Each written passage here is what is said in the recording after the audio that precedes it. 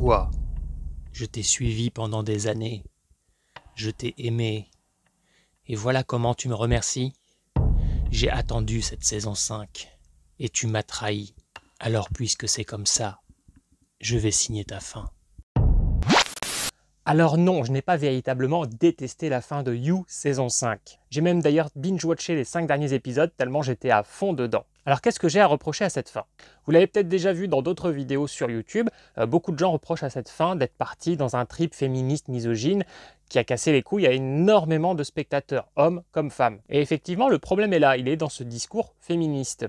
Pourquoi est-ce un problème? Parce que ça ne colle pas du tout à la personnalité de Joe Goldberg et ce qu'on nous a instauré pendant environ 36-37 épisodes avant que les 3-4 derniers épisodes se mettent à partir dans ce délire. Mais en tant que délire pro-féministe, c'est très bien écrit, c'est très bien interprété et en fait, c'est assez bon. Le problème, c'est que voilà, ça ne colle pas à la personnalité de Joe Goldberg qui n'a jamais été un misogyne. Joe Goldberg ne fait pas des victimes parce que ce sont des femmes, il fait des victimes parce que c'est un tueur et il tue aussi de nombreux hommes.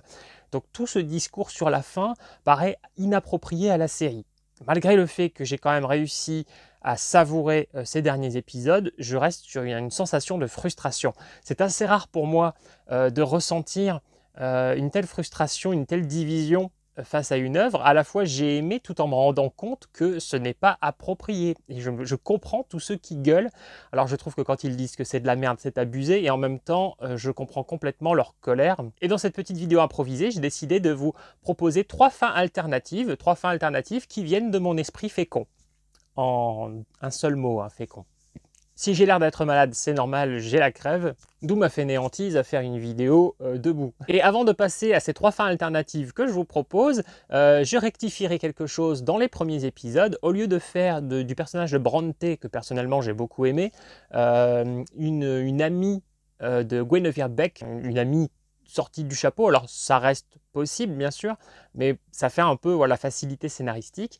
Moi j'aurais fait en sorte que Bronte soit, elle et les autres qui sont des enquêteurs là, de TikTokers, etc., ce soit un groupe mené par le personnage d'Ellie, qu'on était très nombreux à vouloir revoir. On a tous ou quasiment tous été déçus de ne pas revoir Jenna Ortega.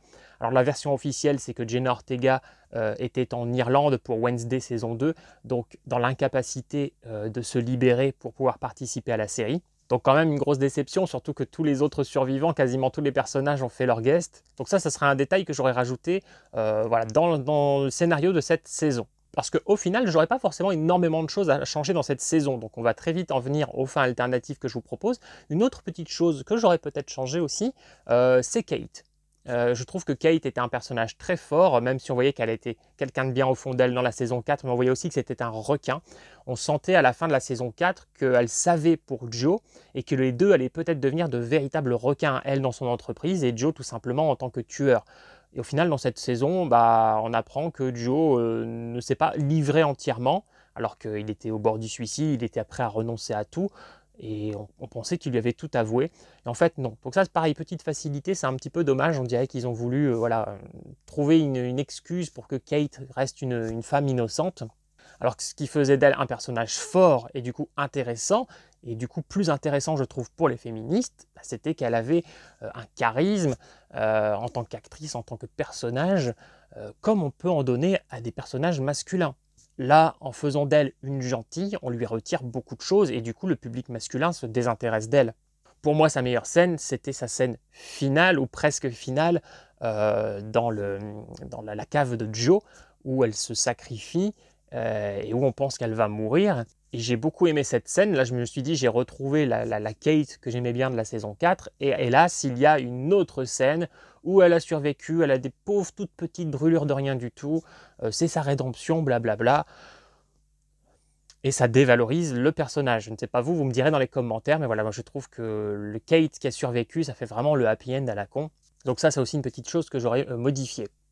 Ou alors, en gardant ça, ok, mais dans ce cas-là, on nous montre une Kate complètement brûlée, limite à la Freddy Krueger. Là, effectivement, on avait ce sentiment de rédemption. Elle restait badass, on avait de la compassion pour elle, c'était intelligent pour que le public et féminin et masculin adhèrent à fond. Dans les fins alternatives que je vais vous proposer, la première qui me venue à l'esprit, qui me semblait assez évidente, c'est une fin un peu à la Roméo et Juliette, un peu plus poussée, un petit peu plus tragique encore en termes de sang, un petit peu plus violente, parce que Joe est un fan de romans. C'était normal, lui qui voit sa vie de manière romancée, qui a envie d'amour comme dans un roman, c'était logique qu'il ait une fin qui puisse ressembler à un roman. Et quoi de mieux que Roméo et Juliette et cette fin tragique. Je le voyais bien dans une sorte de grand combat final avec Bronte, ce qui est un petit peu le cas ici, mais j'aurais voulu que Bronte soit encore plus dans cette bipolarité. Elle ne sait pas si elle l'aime, elle ne sait pas si elle doit le détester pour Guinevere, etc. J'aurais voulu que ça dure un petit peu plus longtemps, même jusqu'au bout, en fait, où vraiment on aurait eu une relation très compliquée. Dans un autre registre, j'ai presque envie de vous comparer ça à Chucky et Tiffany, voilà, qui n'arrêtent pas de se tuer, de s'aimer, etc. Je trouve qu'ils auraient pu faire un final vraiment un peu sanglant comme ça, où ils s'entretuent, ils se plantent l'un et l'autre avec un couteau, avec du sang, avec la baraque en flammes autour d'eux. Il y avait quelque chose à faire avec ça. Et donc voilà, c'est la première fin que j'aurais proposée. C'est une fin où les deux vont mourir à la Roméo et Juliette de manière tragique, puisqu'au final, Joe ne pourra être satisfait en amour que s'il perd cet amour et s'il meurt également. La seule manière de faire perdurer cet amour infini qu'il désire, ça sera uniquement dans la mort, parce qu'il n'existera jamais dans sa vie, puisque Joe est un insatisfait chronique, puisque Joe n'a pas confiance, Joe est abandonnique, et qu'il n'y a pas de solution pour le guérir, pour le satisfaire. Et éventuellement, on aurait pu rajouter une petite ironie noire, c'est-à-dire qu'au moment où Joe est en train de mourir, il aurait pu voir les pompiers, les ambulanciers, etc., dire qu'il n'y avait plus rien à faire pour lui, mais les voir réussir peut-être à sauver Bronte. Donc même dans la mort, il aurait été séparé de son amour. Donc voilà, là je vous inclus deux. En fait, là je vous inclus deux fins dans la première fin que je vous propose. Voilà, je trouve que faire une fin qui soit une référence littéraire était totalement approprié à ce que la série a instauré depuis le début. Une autre fin qu'on aurait pu envisager, cette fois-ci un peu plus happy end pour le personnage, parce que certains voulaient aussi qu'il s'en sorte. La série a toujours été un peu cyclique, de saison en saison, au final c'était toujours un peu la même chose, pour montrer qu'il était enfermé toujours dans sa névrose, toujours ce côté un peu supplice de Tantale. Ça aurait été intéressant, donc comme à la fin de la saison 5, qu'il se retrouve en prison. Il est en prison à vie, mais il reçoit des lettres, alors comme dans la fin de la saison 5, sauf que vu ce qu'ils ont fait fin saison 5, nous le castrer, on sent qu'il n'y a plus aucun désir quand il lit les lettres. Mais ça aurait été intéressant de ne pas faire cette fin castratrice qui, bien que surprenante et assez intéressante, ne soit toujours pas appropriée au personnage de Joe Goldberg, comme si son problème avait été sa queue depuis le début, alors que pas du tout. Ça n'a jamais été instauré jusqu'ici. Ce n'est pas un personnage qui était sexuellement violent ou vraiment avec des gros besoins sexuels. Ça n'a jamais été établi de cette manière-là dans la série. C'est une grosse erreur. Mais bref, donc faire à peu près la même fin, mais cette fois-ci, il est intact. Ils auraient pu nous montrer qu'il y avait parfois un peu des manques de preuves. Et on aurait pu nous montrer le procès, ça aurait été très intéressant, avec Joe qui essaie de s'en sortir. Il aurait pu avoir une condamnation moins longue, ce qui fait que du coup, il aurait eu le droit aux visites conjugales, etc. Et penser qu'un jour il pouvait sortir et vivre quelque chose, qu'il allait pouvoir sortir un jour, et donc avec les lettres de ses fans, il continue de tomber amoureux, d'avoir de l'espoir, et on se doute qu'il va continuer à traquer les femmes une fois sorti de là. Donc là, c'était une fin un peu facile, un peu cyclique, mais au moins le spectateur avait un peu ce qu'il voulait, parce que beaucoup de spectateurs voulaient que Joe s'en sorte, et le spectateur n'était pas forcément contre le fait de voir qu'il n'arrivait pas à sortir de sa névrose. Et en troisième fin, une fin à laquelle j'ai pensé quelques heures après avoir vu la fin de la série, je me suis dit, mais en fait, c'est cette fin qu'il fallait absolument faire. On reprend l'idée que j'avais précédemment où Bronte et Joe se fracassent, se sautent dessus, se blessent, etc., jusqu'à ce que Joe soit arrêté. J'aurais bien voulu que ce soit limite à la dernière minute Ellie qui débarque et grosse surprise, et c'est elle qui arrive avec les flics, ou c'est elle qui lui tire dessus. Voilà, bon, j'aurais bien voulu que Ellie vienne venger sa sœur. Bon bref, peu importe, Joe se retrouve à son procès, et là j'aurais adoré qu'on voit tout le procès, parce que Joe avait très peur d'être mis face à ses démons, qu'on lui montre qu'il a tort, et ça aurait été vraiment intense au niveau du jeu, de toutes les guests aussi qui auraient pu apparaître pendant le procès. Ça aurait été voilà, très intéressant de voir tout ce procès, et ensuite Joe va en prison complètement dépité, se rendant peut-être en fin compte de tout ce qu'il est, de toutes ses erreurs, etc. Peut-être qu'on aurait pu le voir craquer, comme on l'a vu craquer à quelques reprises dans la série, où on lui dit d'ailleurs même qu'il est assez pathétique. Et c'est vrai qu'il a une façon de craquer, de pleurer, qu'il l'est, mais à la fois c'est assez touchant parce qu'on voit qu'il en a beaucoup sur le cœur. Et d'ailleurs, on parle beaucoup de misogynie dans cette série, mais quelque chose qui est très injuste de la part des femmes, que ce soit dans le monde réel, dans les films, dans les séries. On dit toujours qu'un homme qui pleure, c'est pathétique. On empêche un homme de pleurer, de mettre ses sentiments sur la table. Donc les femmes aussi ont des choses à se reprocher vis-à-vis des hommes. Bref, et donc Joe pourrait aller en prison totalement détruit psychologiquement, de se rendre compte peut-être de toutes ses erreurs. Et je voyais bien un petit medley où voilà, on voit un peu sa vie en prison et sa déprime, etc. Et à un moment, on lui annonce que quelqu'un est venu lui rendre visite.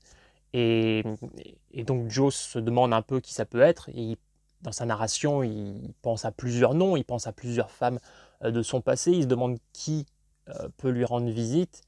Peut-être même juste un avocat, etc.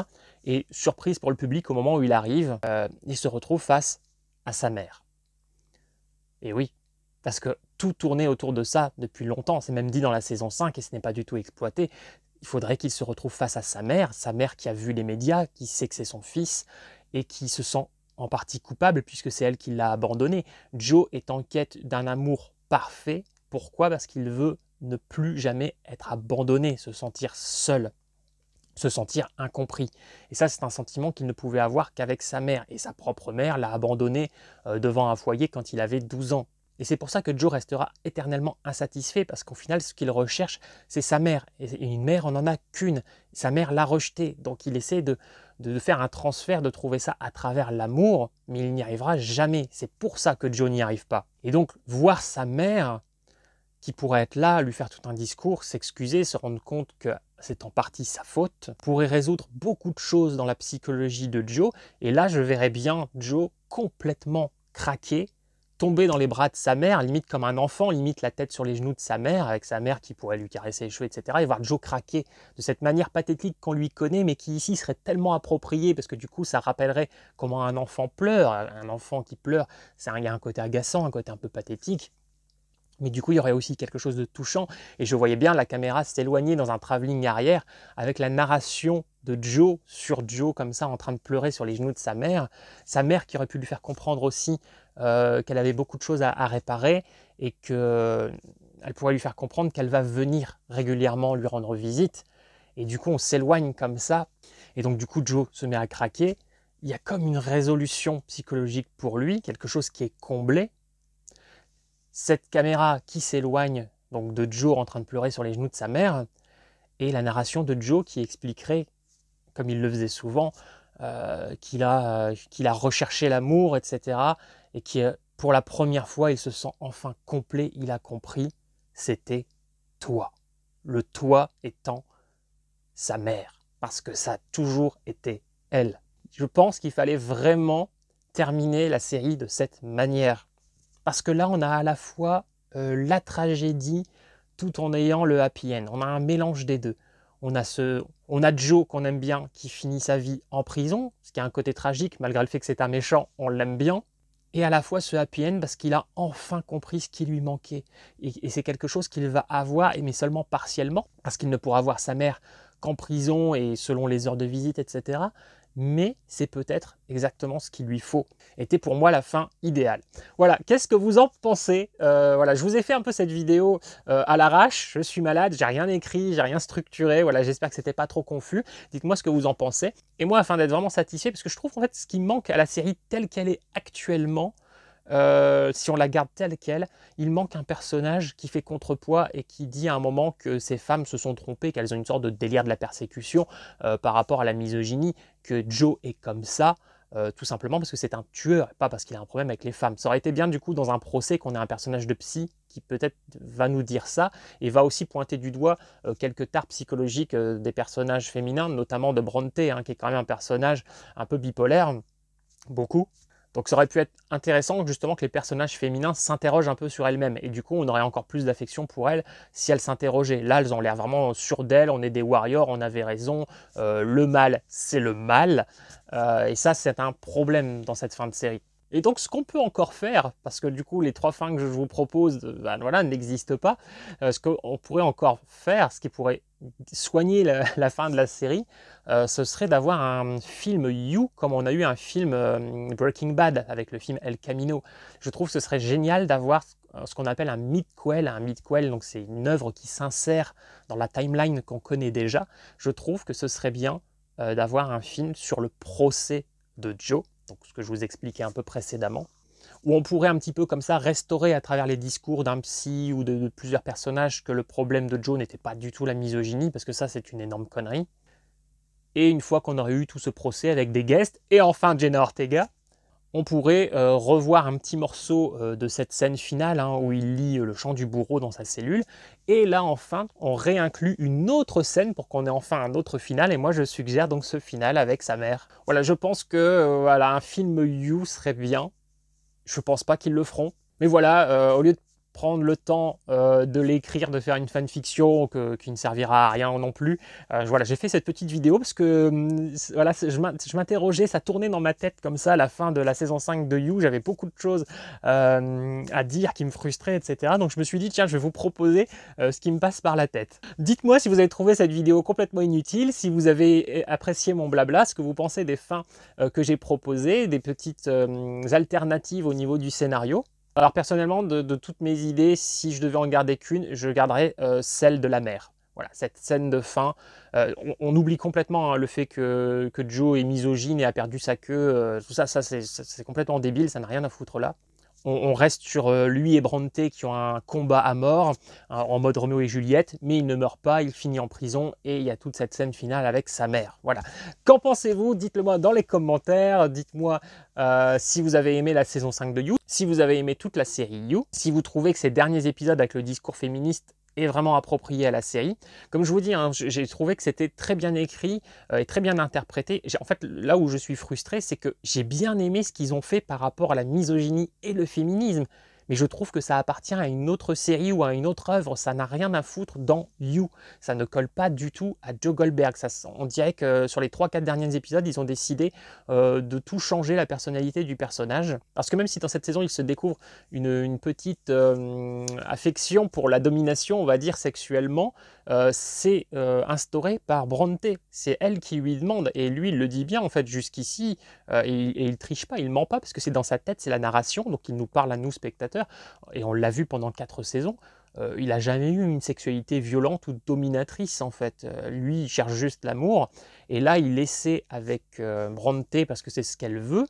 Et en essayant, il se rend compte que ça ne lui déplaît pas. Mais pareil, même quand il la domine, qu'il l'attache, etc., ce qui est toujours les désirs hein, de Bronte, il dépasse jamais les bornes, il lui fait jamais de mal, alors qu'elle est complètement à sa merci, il pourrait se permettre. Donc voilà, je trouve vraiment que sur les 3 derniers épisodes, l'histoire de la misogynie part complètement en couille. On a l'impression que c'est un autre scénariste et un autre réalisateur qui a récupéré la série et qui n'a pas vu les 4 premières saisons. Alors est-ce que c'est parce que pendant des années on a eu cette série sur un personnage masculin très violent et que les femmes l'ont idolâtré? Il ne faut pas oublier que le personnage de Joe Goldberg a fait fantasmer beaucoup de femmes, que même l'acteur sur ses réseaux sociaux a dû rappeler aux fans que c'était un personnage qu'il fallait détester, que c'était un méchant, parce qu'il a reçu beaucoup de commentaires disant que voilà, il était très séduisant, que certaines lui ont répondu des choses qu'on voit dans la saison 5 sur les réseaux sociaux, genre moi je veux bien me faire enfermer dans une cage par toi, etc., etc. Bon, certains commentaires ont dû être dits avec beaucoup d'humour, une manière de signifier à quel point elles aimaient le charisme de l'acteur, parce qu'au fond, on se rend compte que c'est un personnage. Mais il y a sûrement aussi, effectivement, quelques tarés qui le pensaient sincèrement. Et donc, est-ce que c'était une manière de ruiner le personnage sur les derniers épisodes, de lui enlever ce sex appeal, de lui enlever ce charisme en le castrant? Voilà, moi je me demande si c'est pas ça. Je trouve ça assez dommage parce que du coup, quand il lit cette fameuse lettre, hein, je vous le disais, dans la prison, on voit vraiment qu'il n'y a plus d'intérêt à l'amour pour lui. Normalement, il aurait lu une telle lettre, il aurait pu être fasciné, il aurait analysé la manière dont l'autrice avait écrit cette lettre, il aurait essayé de voir ses qualités, tout ce qui pouvait l'attirer chez elle. Et là, il est complètement neutre, comme si le fait d'avoir perdu sa queue ne lui donnait plus envie des femmes. Alors que non, la quête de Joe, c'était l'amour, le fait de ne plus être abandonné, de ne plus être seul, de se sentir en sécurité, de sentir que quelqu'un pouvait l'aimer de manière inconditionnelle sans jamais le trahir. Et alors évidemment, perdre sa queue, ça ne rend pas joasse, mais il n'y a aucune raison de ne plus croire en l'amour. Et c'était vraiment la quête de Joe, c'était l'amour, ce n'était pas le sexe. Donc voilà, grosse erreur de la part de cette fin de saison, qui malgré tout reste très bonne à regarder. Mais je vous dis, on a vraiment l'impression qu'ils ont fusionné deux œuvres, quoi. Ils ont pris You, ils ont pris une œuvre féministe, voilà, où on fait payer les misogynes, qui était super intéressante, et ils ne savaient pas quoi en faire, bah, ils l'ont balancé dans la série You. Mais non!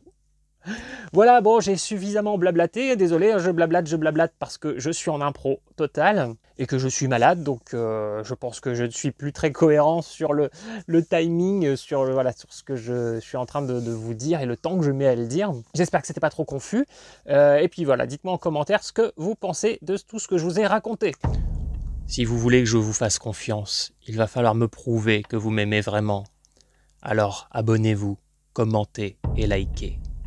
Et c'est seulement quand vous aurez fait tout ça que je pourrai vous dire que je vous serai fidèle, que je serai toujours là et que toutes ces vidéos, elles sont faites pour vous.